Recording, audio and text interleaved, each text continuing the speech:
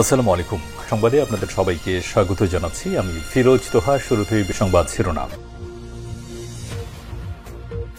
বাংলাদেশের সর্বশেষ গুরুত্বপূর্ণ আপডেট সংবাদে আপনাকে স্বাগত। শুরুতেই সংবাদ শিরোনাম, পরে বিস্তারিত। প্রথমেই জানাবো, আসুন এমন বাংলাদেশ গড়ে তুলি যেখানে আর কোনো স্বৈরাচারের ঠাঁই হবে না, বললেন প্রধান উপদেষ্টা।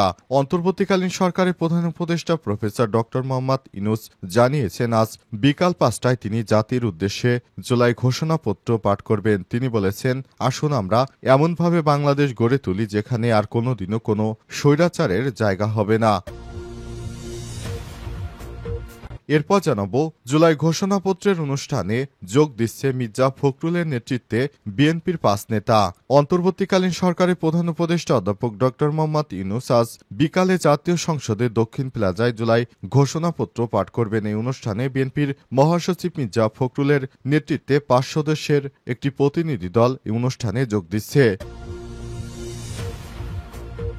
এদিকে জুলাই ঘোষণাপত্র অনুষ্ঠান বর্জনের ঘোষণা দিলেন আব্দুল হান্নান মাসুদ। গণ অভ্যুত্থানের মাধ্যমে ফ্যাসিবাদী আওয়ামী লীগ সরকার উৎখাতের ঐতিহাসিক ৫ই আগস্ট আজ এদিনের মতো দিনটিতে স্মরণে নানা আয়োজন করছে সরকার। এরই মধ্যে সবথেকে প্রত্যাশিত জুলাই ঘোষণাপত্র পাঠ করা হবে। তবে এদিন ১৫৮ জন সমন্বয়কের সবাইকে দাওয়াত দেওয়া হয়নি বলে অনুষ্ঠান বর্জন করেছেন জুলাই আন্দোলনের অন্যতম সমন্বয়ক আব্দুল হান্নান মাসুদ।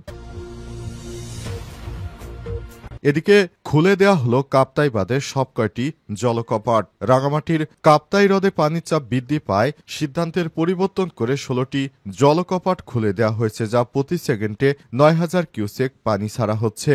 অবস্থায় সবাইকে ভীত না হয়ে নিরাপদ অবস্থানে যাওয়ার জন্য নির্দেশ দেওয়া হয়েছে।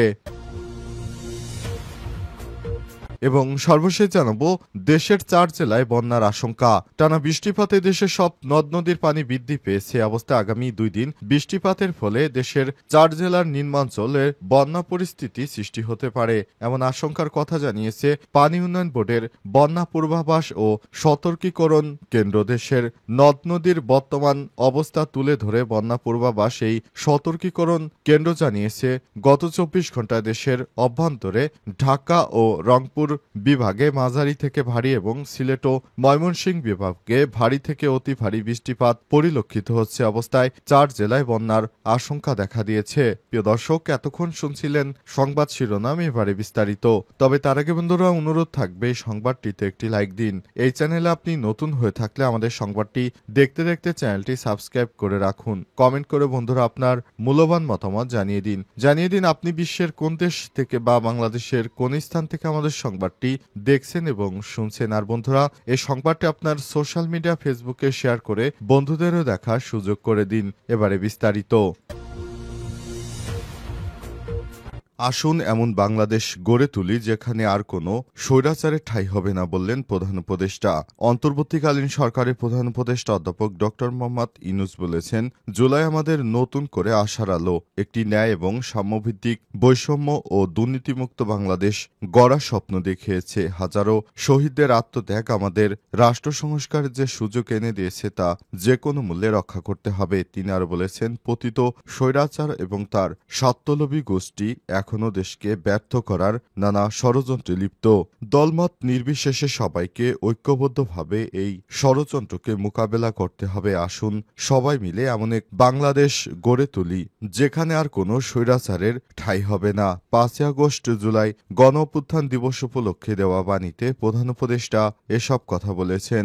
গণ অভ্যুত্থান দিবসের কথা উল্লেখ করে ড ইউনূস বলেছেন, আমাদের ইতিহাসে এক অবিস্মরণীয় দিন আজ ৫ই আগস্ট। এক বছর আগে এই দিনে জুলাই অভ্যুত্থান পূর্ণতা পায়। দীর্ঘদিন ফ্যাসিবাদী শাসন থেকে মুক্ত হয় প্রিয় স্বদেশ। আমাদের আপামর জনসাধারণ যাদের মুখবন্ধব আন্দোলনের ফসল আমাদের এই ঐতিহাসিক অর্জন, তাদের সবাইকে আমি এই দিনে আন্তরিক ধন্যবাদ জানাই। প্রধান উপদেষ্টা আরও বলেন, আজ আমি স্মরণ করছি সেই সব সাহসী তরুণ তরুণী, দিনমজুর পেশাজীবী যারা ফ্যাসিবাদী শক্তিকে মোকাবেলা করতে গিয়ে শাহাদাত বরণ করেছেন। আমি গভীর কৃতজ্ঞতায় স্মরণ করছি সকল জুলাই যোদ্ধাকে যারা আহত হয়েছে, চিরতরে পঙ্গু হয়েছে, হারিয়েছেন দৃষ্টিশক্তি এবং জাতি তাদের অবদান শ্রদ্ধা ভরে স্মরণ করবে। এ সময় জুলাই অভ্যুত্থানে শাহাদাত বরণকারী সবার প্রতি গভীর শ্রদ্ধা জানিয়েছেন অন্তর্বর্তীকালীন সরকারের প্রধান উপদেষ্টা।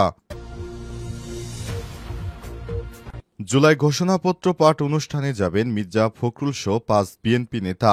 অন্তর্বর্তীকালীন সরকারের প্রধান উপদেষ্টা অধ্যাপক ড মোহাম্মদ ইউনূস বিকাল ৫টায় জাতীয় সংসদের দক্ষিণ প্লাজায় জুলাই ঘোষণাপত্র পাঠ করবেন। এ সময় অনুষ্ঠানে বিএনপির মহাসচিব মির্জা ফখরুল ইসলাম আলমগীরের নেতৃত্বে দলটির ৫ সদস্যের প্রতিনিধি দল অংশগ্রহণ করবেন বলে জানা গেছে। আজ বিএনপির স্থায়ী কমিটির সদস্য সালাউদ্দিন আহমেদ এই তথ্য নিশ্চিত করেছেন। গুলশানে চেয়ারপারসনের রাজনৈতিক কার্যালয়ে দলটির স্থায়ী কমিটির বৈঠকে সিদ্ধান্ত গ্রহণ করা হয়েছে।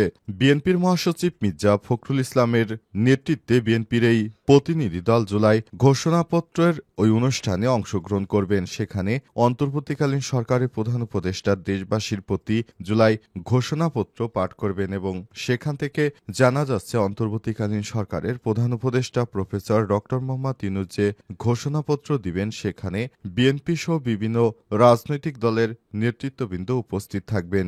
অনুষ্ঠানটি বাংলাদেশ টেলিভিশন বা বিটিভিতে সরাসরি সম্প্রচার করা হবে।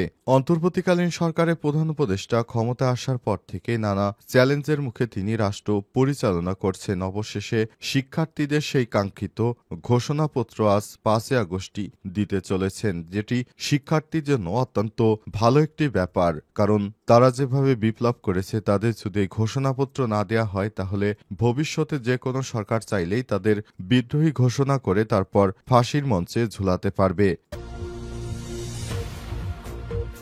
জুলাই ঘোষণাপত্রর অনুষ্ঠান বর্জনের ঘোষণা দিলেন আব্দুল হান্নান মাসুদ। গণ অভ্যুত্থানের মাধ্যমে ফ্যাসিবাদী আওয়ামী লীগ সরকারের উৎখাতের ঐতিহাসিক ৫ আগস্ট আজ প্রথমবারের মতো দিনটি স্মরণে নানা আয়োজন করতে যাচ্ছে সরকারের মধ্যে সবথেকে প্রত্যাশিত জুলাই ঘোষণাপত্র পাঠ করা হবে। এদিন বিকাল এক অনুষ্ঠানের মধ্য দিয়ে এই অনুষ্ঠান বর্জন করেছে জাতীয় নাগরিক পার্টি এনসিপির কেন্দ্রীয় সমন্বয়ক আব্দুল হান্নান মাসুদ। আজ রাত ২টায় নিজের ভেরিফাইড ফেসবুক পোস্টে তিনি এই ঘোষণা দেন। ১৫৮ জন সমন্বয়কের সবাইকে আমন্ত্রণ জানানো হয়নি অভিযোগ করে অনুষ্ঠান বর্জন করেছেন আব্দুল হান্নান মাসুদ। ফেসবুক পোস্টে তিনি লিখেছেন, ৫ আগস্ট জুলাই ঘোষণাপত্র প্রদান অনুষ্ঠানে দাওয়াতের কার্ড পেলাম। শুনেছি এই সরকার জুলাই অভ্যুত্থান লেজিমেটি বডি ১৫৮ জন সমন্বয়ক সহ সব সমন্বয়ককে দাওয়াত দিতে পারেনি। হয়তো কতগুলো আসন বসাবে, কিন্তু ১৫৮ জনের মধ্যে জায়গা হবে না। জানি না এই চেয়ারগুলোতে শহীদ পরিবারের জায়গা হবে কিনা। তিনি আরও লিখেছেন, যাদের সাহসিকতা আর নেতৃত্বে অভ্যুত্থান আর এই সরকার বছর না পেরোতেই তারা মূল্যহীন। আমাদের সহযোদ্ধারা যারা মৃত্যুকে পরোয়ানা না করে শেখ হাসিনার পতনের জন্য কাজ করেছিল, তারা এবং সকল শহীদ পরিবার তাদের প্রাপ্য সম্মান না পেলে আমি আব্দুল হান্নান মাসুদ ব্যক্তিগতভাবে জুলাই ঘোষণাপত্রের প্রোগ্রাম বর্জন করার ঘোষণা দিচ্ছি। তিনি শেষে ইংলিশে লিখেছেন, লাউড অ্যান্ড ক্লিয়ার, আমি এই অনুষ্ঠানে যাচ্ছি না কারণ আমাদের সমন্বয়কদের সবাইকে দাওয়াত দেয়া হয়নি। মধ্যরাতে খুলে দেওয়া হলো কাপ্তাই বাঁধের সব জলকপাট। রাঙামাটির কাপ্তাই হ্রদে পানির চাপ বৃদ্ধি পায় সিদ্ধান্ত পরিবর্তন করে বাঁধের ১৬টি জলকপাট খুলে দেওয়া হয়েছে, যা প্রতি সেকেন্ডে ৯,০০০ কিউসেক পানি ছাড়া হচ্ছে। আজ দিবাগত রাত ১২টা ৫ মিনিট হতে পানি ছাড়া হয়েছে বলে নিশ্চিত করেছে কাপ্তাই পানি বিদ্যুৎ কেন্দ্রের ব্যবস্থাপক প্রকৌশল মাহমুদ হাসান খান। প্রকৌশলী মাহমুদ হাসান বলেছেন, বর্তমানে হ্রদে পানি আছে ১০৮.০৫ ফুট মিন সি লেভেল। রাতের মধ্যেই কাপ্তাই হ্রদে পানির চাপ বেড়ে যায় সিদ্ধান্ত পরিবর্তন করে ছাড়া হচ্ছে কাপ্তাই হ্রদের পানি। তবে ভাটি অঞ্চলের মানুষ আতঙ্কিত না হওয়ার জন্য পরামর্শ দিয়েছেন তিনি। সকাল ৯টায় জলকপাট ৬ ইঞ্চি করে খুলে দেয় সেকেন্ডে ৯,০০০ কিউসেক পানি ছাড়ার সিদ্ধান্ত গৃহীত হয়েছে। এর আগে টানা বৃষ্টি উজান থেকে নেমে আসা পাহাড়ি ঢলের কারণে রাঙামাটির কাপ্তাই হ্রদের পানি বিপদ সীমার কাছাকাছি হয়। উজান থেকে ভাটি এলাকায় বন্যা নিয়ন্ত্রণের জন্য সোমবার ৪ আগস্ট বিকাল ৩টায় কাপ্তাই পানি বিদ্যুৎ কেন্দ্রে ১৬টি জলকপাট ৬ ইঞ্চি করে খুলে দেয় ৯,০০০ কিউসেক পানি নিষ্কাশিত করার সিদ্ধান্ত গৃহীত হয়েছিল। তবে আজ তাৎক্ষণিকভাবে সিদ্ধান্ত পরিবর্তন আনা হয়। বিদ্যুৎ কেন্দ্রের কর্মকর্তারা বলেছেন, হ্রদে পানি বাড়ায় কাপ্তাইয়ের পানি বিদ্যুৎ কেন্দ্রে ২১৯ মেগাওয়াট বিদ্যুৎ উৎপাদন হচ্ছে। কেন্দ্রের ৫টি ইউনিটই সচল রয়েছে। এর মধ্যে ১ ও ২ নম্বর ইউনিটে প্রতিটিতে ৪৬ মেগাওয়াট করে মোট 92 মেগাওয়াট, 3 নম্বর ইউনিটে 47, 4 ও 5 নম্বর ইউনিটে 40 মেগাওয়াট করে 80 মেগাওয়াট বিদ্যুৎ উৎপাদিত হচ্ছে। 5টি ইউনিট থেকে বিদ্যুৎ উৎপাদনের কারণে প্রতিদিন 32,000 কিউসেক পানি নিষ্কাশিত হচ্ছে। পানি বিদ্যুৎ কেন্দ্রটি থেকে 230 থেকে 245 মেগাওয়াট পর্যন্ত বিদ্যুৎ উৎপাদন করার সক্ষমতা রয়েছে।